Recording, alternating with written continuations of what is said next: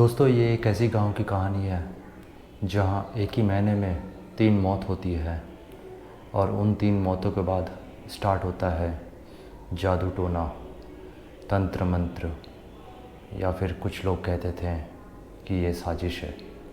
तो क्या थी पूरी कहानी, आइए जानते हैं आज के रियल क्राइम स्टोरी पे।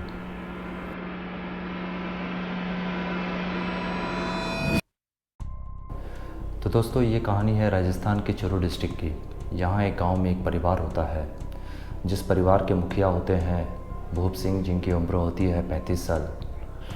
उनकी वाइफ की उम्र होती है 29 साल। उनके 2 छोटे बच्चे, जिसमें कि एक का नाम अनुराग जिसकी उम्र होती है 7 साल, एक का नाम होता है गर्वित जिसकी उम्र होती है 4 साल। और साथ ही में रहते थे उनके दादा दादी जिनकी उम्र 80 प्लस थी। तो होता यूँ था कि 29 जनवरी 2024 को फैमिली सुबह सो के उठती है, लेकिन ये दिन दादी के लिए नॉर्मल नहीं होता है, क्योंकि दादी जब उठती है उन्हें खांसी आता है और उनकी मौत हो जाती है। अब परिवार वाले को ये डेथ जो है नेचुरल लग रही थी, क्योंकि उनकी उम्र हो गई थी। इसकी वजह से सब कोई इसे नेचुरल डेथ मान रहे थे और उनकी अंतिम संस्कार कर दी जाती है। अब वक्त बीतता जाता है। कुछ 13-14 दिन बाद, तारीख थी 13 फरवरी 2024। इस दिन परिवार में जो सबसे छोटे सदस्य थे गर्वित, जिसकी उम्र 4 साल थी, वो भी सुबह सो के उठता है। उसे भी ज़ोर से खांसी आता है। परिवार वाले उसे हॉस्पिटल ले जाने वाले होते हैं, लेकिन बीच रास्ते में वो दम तोड़ देता है। अब तारीख आता है 28 फरवरी 2024। इस दिन परिवार में जो अनुराग, जिसकी उम्र 7 साल थी, उसको भी सुबह सुबह खांसी आता और उसे हॉस्पिटल ले जाया जाता। डॉक्टर उसे डेड डिक्लेयर कर देते हैं, लेकिन ये सिलसिला यहीं ख़त्म नहीं हुआ। अब सिलसिला अलग मोड़ ले चुका था। अब परिवार में, या यूँ कहें उनके फैमिली में, उनके घर पे आग लगने का सिलसिला स्टार्ट होता है। 29 फरवरी 2024 को घर पे रखे एक खूंटी पे कपड़े में अचानक से आग पकड़ लेती है। परिवार वाले सोचते हैं कि हो सकता है शोक जताने के लिए इतने लोग घर पे आए हुए हैं, किसी ने बीड़ी सिगरेट पिया हुआ होगा जिसके चिंगारी से आग लग गई होगी। तो ये मामले को रफा दफा कर देते हैं। लेकिन फिर अगले दिन किचन में आग लग जाती है। अब किचन में आग लगने के बाद में फिर से परिवार वाले यही सोचते हैं कि हो सकता है सबकी दिमागी संतुलन ठीक नहीं है, इसके वजह से, किसी की लापरवाही की वजह से आग लग गई हो। लेकिन फिर अगले दिन बिस्तर में आग पकड़ लेती है। अब ये सिलसिला चलता रहा। अब गांव वाले अलग अलग बातें बनाना शुरू किए। कुछ लोग कह रहे थे कि ये जादू टोना है, कुछ लोग कह रहे थे ये भूत प्रेत का साया है, और फिर कुछ लोग कह रहे थे कि ये साजिश था। उस कुछ लोग में कौन था जो साजिश कह रहे थे? वो थे पुलिस वाले लोग। अब गांव वाले क्या करते हैं कि गांव वाले दूसरे गांव से तंत्र मंत्र करने वाले तांत्रिक को बुलाते हैं। तांत्रिक आते हैं, तांत्रिक उस घर का मुआयना करते हैं और तांत्रिक कहते हैं कि ज़रूर इस घर में कोई साया है। अब ये बात जाती है पुलिस तक। पुलिस आती है, उन तांत्रिक को उठा करके ले जाती है। उन तांत्रिक से कहती है कि तुम गलत अफवाह फैला रहे हो गांव में, जिसकी वजह से तांत्रिक को उठा लिया जाता है। अब लेकिन ये आग लगने का सिलसिला बंद नहीं हुआ। फिर से खूंटी पे आग लगना, फिर से किचन पे आग लगना, बिस्तर पे आग लगना, ये सिलसिला चलता रहा। फिर कुछ लोग भूप सिंह को सलाह देते हैं कि क्यों ना तुम अपने घर पे सीसीटीवी कैमरा लगवा लो, जिससे ये पता चल सके कि आग कैसे लग रही है। तो भूप सिंह मरता या ना करता, तो भूप सिंह घर पे अपने सीसीटीवी कैमरा लगवाता है। अब सीसीटीवी लगवाने के बाद में कुछ दिन तक आग लगने का सिलसिला बंद हो गया, लेकिन फिर कुछ दिन बाद घर के बाहर आग लगना स्टार्ट हुआ। जैसे जानवरों जो चारा होता है उस पर आग लगना, झोपड़ी पे आग लगना, तो बाहर में आग लगना स्टार्ट हुआ। अब इसी में गांव वाले एक देसी जुगाड़ बनाते हैं आग बुझाने के लिए। जब भी कहीं आग लगता तो वो लोग आग बुझा देते। लेकिन फिर कुछ दिन तक वक्त बीतते रहा और सीसीटीवी के जो डीवीआर होते हैं जिसमें सारे रिकॉर्डिंग सेव होते हैं, उसी पे आग पकड़ लेती है। अब ये खबर आग की तरह फैलने लगी, मीडिया तक बात पहुंच गई। पहले स्टेट मीडिया तक पहुंची, फिर नेशनल मीडिया तक बात पहुंची। उसके बाद पुलिस के ऊपर भी प्रेशर बना कि इस मामले के ऊपर इन्वेस्टिगेशन किया जाए। यहाँ तक कि हाई कमान से भी उन्हें ऑर्डर मिल गया कि इसकी जांच करनी चाहिए। अब पुलिस वाले इसकी जांच करते हैं, लेकिन शुरू के जांच में गांव वाले कोई सहयोग नहीं देते हैं। गांव वाले लोगों ने गांव से भगा देते हैं कि तुम लोग कोई हेल्प नहीं कर रहे हो, इसके वजह से उन्हें भगा दिया जाता है। फिर पुलिस वाले कोशिश करते हैं, लेकिन धीरे धीरे गांव वाले लोग मान जाते हैं और फिर उन्हें इन्वेस्टिगेशन करने के लिए परमिशन मिल जाती है। फिर जब इन्वेस्टिगेशन स्टार्ट होता है तो पुलिस वाले को पता चलता है कि ये आग लगने के सिलसिले के पहले इसी घर पे 1 महीने में 3 मौतें हुई थी। अब पुलिस वाले लोग तो भूत प्रेत पे विश्वास नहीं करते हैं, या ना कि हमारा कानून करता है। तो जिसके वजह से अब पुलिस वाले को आग क्यों लग रही है, इससे पहले उनकी वो जो 1 महीने में 3 मौत हुई है उनके बारे में पता लगाना था।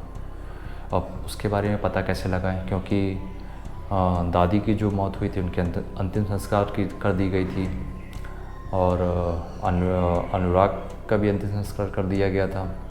लेकिन गर्वित जो कि 4 साल का था, उसकी अंतिम संस्कार नहीं की गई थी, क्योंकि आज भी हमारे हिंदू रीति रिवाज में ऐसी प्रथा है या ऐसा कस्टम है जिसमें कि बच्चे को जलाया नहीं जाता है, उसे दफन किया जाता है।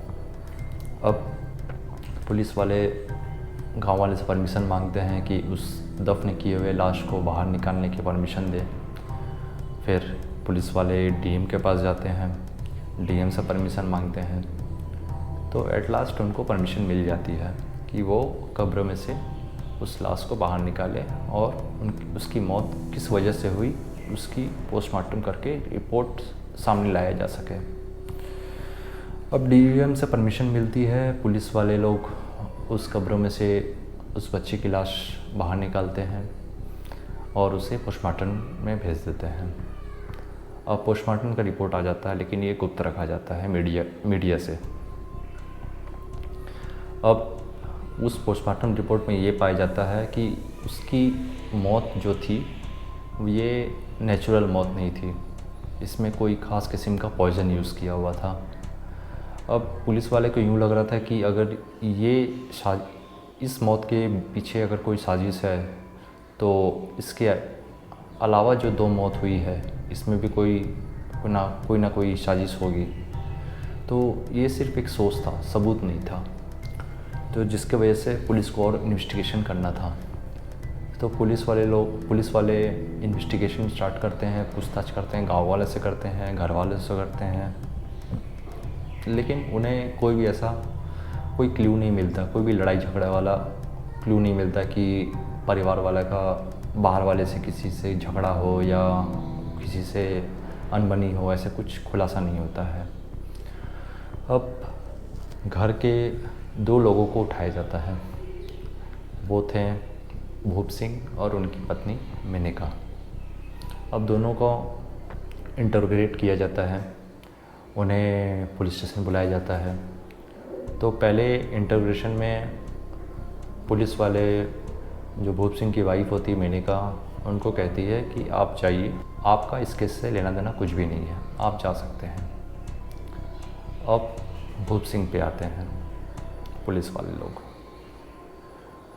पुलिस वाले को पता चल गया था कि भूप सिंह जो है पहले कंपाउंडर रह चुका है और उसके गांव में ही एक दवा की दुकान थी।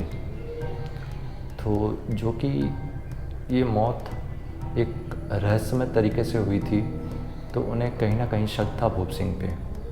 अब भूप सिंह से वो पूछते हैं कि इससे पहले कि हम लोग सबूत पेश करें, तुम ही अपने मुँह से जो सच है वो बता दो। अब भूप सिंह धीरे धीरे स्टार्ट करता है।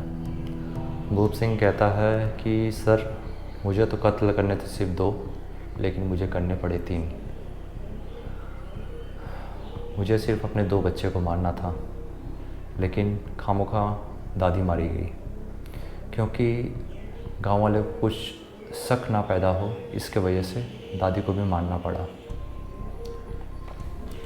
अब पुलिस वाले कहते हैं चलो ये तो ठीक है, तुमने अपना जुर्म कबूल किया, लेकिन ये बताओ कैसे किया।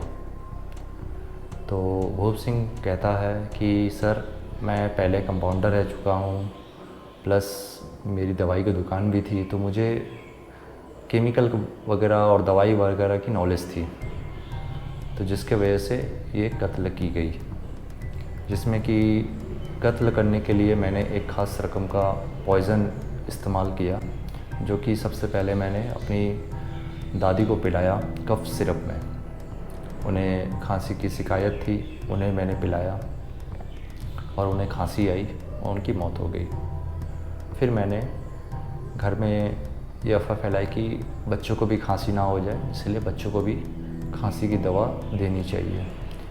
तो इसी में मैंने बच्चों को भी खांसी के सिरप में वो जहर मिला करके पिलाया और उनकी भी मौत हो गई।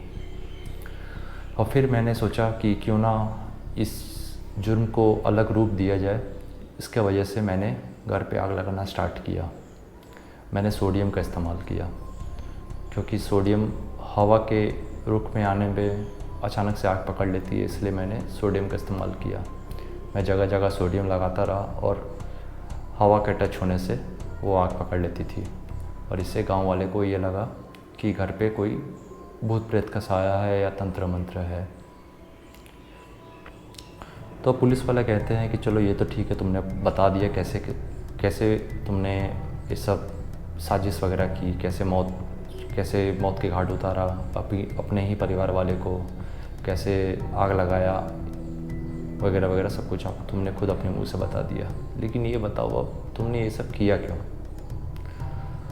अब भूप सिंह कहता है कि सर, मुझे शक था कि मेरे 2 जो बेटे हैं, अनुराग और गर्वित, ये दोनों मेरे हैं ही नहीं। इसी की वजह से मैं उन्हें मौत की नींद सुलाना चाहता था, और इसीलिए मैंने ये सब साजिश रची। तो पुलिस वाले कहते हैं कि तुम मेडिकल बैकग्राउंड से थे, तुमने कंपाउंडरी की है, तुमने दवाई की दुकान की है, तो तुम्हारे पास में इतनी तो नॉलेज होनी चाहिए कि तुम डीएनए टेस्ट करवा सकते थे, या फिर तुम कुछ और रास्ता अपना सकते थे। तुम्हें ये सब करने की क्या ज़रूरत थी? लेकिन भूप सिंह के पास में इन सब सवालों का कोई जवाब नहीं था। अब भूप सिंह को जेल हो जाती है। अब आगे देखते हैं कोर्ट क्या फ़ैसला लेती है। तो दोस्तों, यही रही आज की कहानी। आशा करता हूँ आज की रियल इंसिडेंट आपको पसंद आई हो। प्लीज़ हमारे चैनल को सब्सक्राइब करें और बेल आइकन को फॉलो करें। मिलते हैं नेक्स्ट वीडियो में फिर से नए एक रियल इंसिडेंट के साथ में। चलिए, जय हिंद।